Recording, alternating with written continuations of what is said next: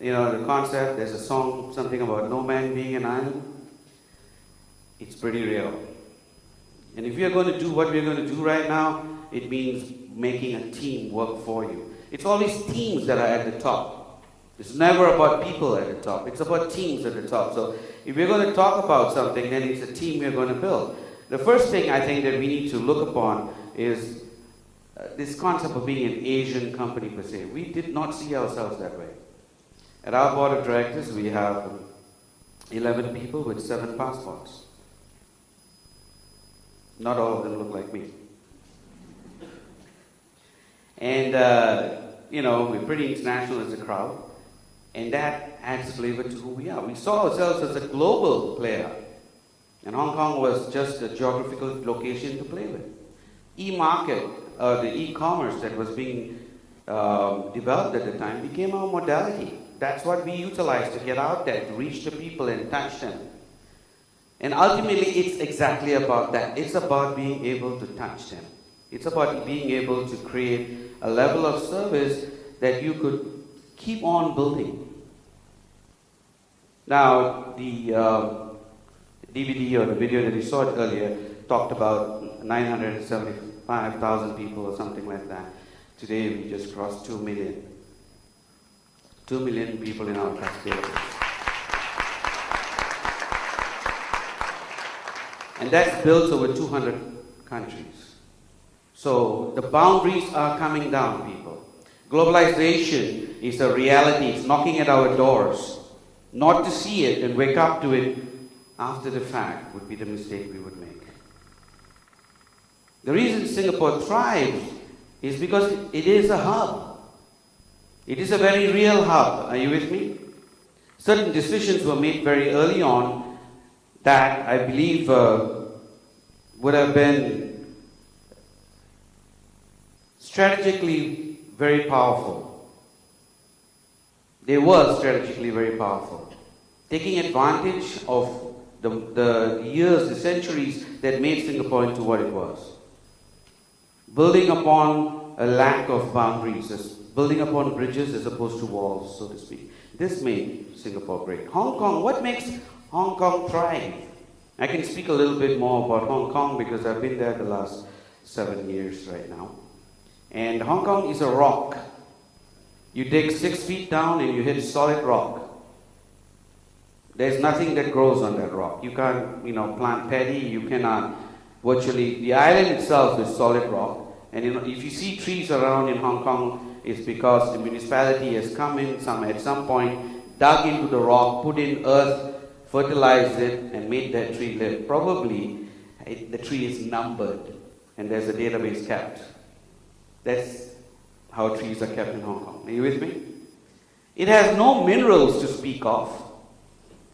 There is nothing you can get out of that rock, and yet this 6 million people at the time of 1997 brought close to 120 billion US dollars with them when they joined China. Now, how did they do that? At that juncture, they virtually doubled China's reserves. By one simple facet, it is the freest economy on the planet today. It is a thriving metropolis. You get off the ground in Hong Kong, as you walk off the airplane, as you start walking down, you'll see an old lady starting to overtake you. And you're wondering, did I slow down or what?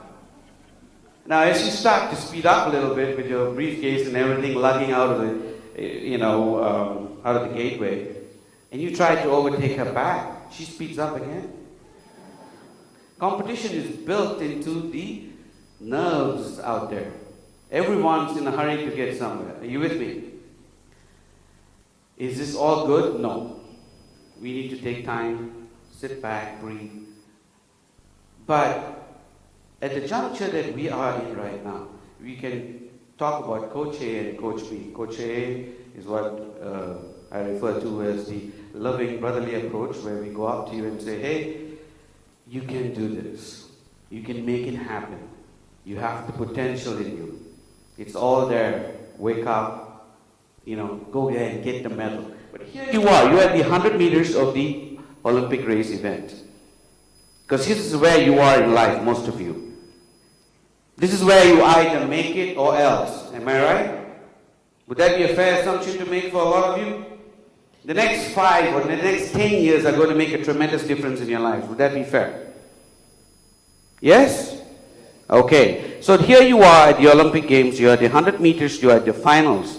You have Coach A who comes and puts his arm around you and says, son or daughter, whatever it may be. And equally discriminated audience, are we not? Not the equally discriminated. We'll come back to that later.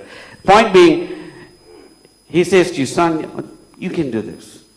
Just go all out there, get this medal, come back home, the honors are waiting. And if you don't make it, it's fine too. Just do your best. Are you with me? That's Coach A. And Coach B says, look here, son, you see those guys waiting right behind the finish line, those big goons out there? Those thugs? Okay, I have hired them. Now, if you don't make it, you go back in a casket.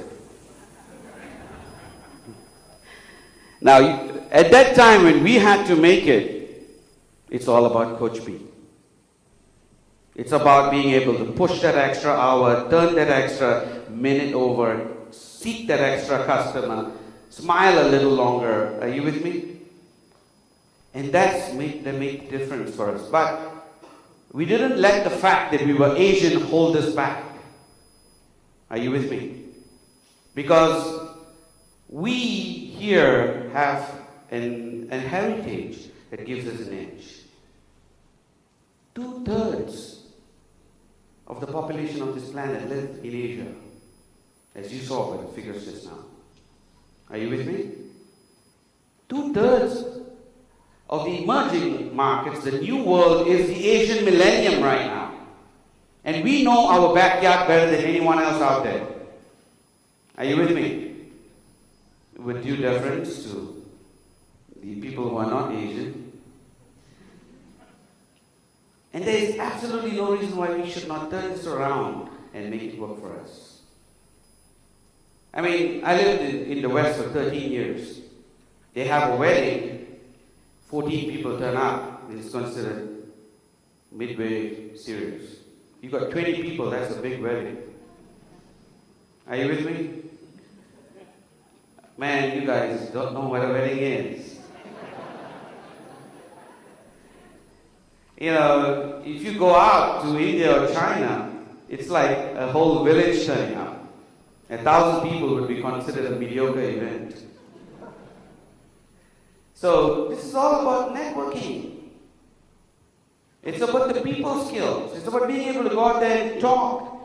It's about being able to build a bond across to the people. We've been doing this for centuries. Singapore has been right in the crosswinds of this. And this is what it's all about. That element of success requires you to be able to pick up that oomph factor. Are you with me? Now, what is this oomph factor? No one can explain it to you. No one should try, because it's something you're going to have to develop by yourself. It's like a tailor-made suit. It doesn't fit anyone else. If any expert comes up here and says to you, this is the 7-part plan to success, why 7? Why not 13? You know, that always befuddles me. There are these unique numbers, 7 parts, 16 parts, and so on and so forth. The issue is, what success that worked for us in QI may not necessarily be exactly what you need.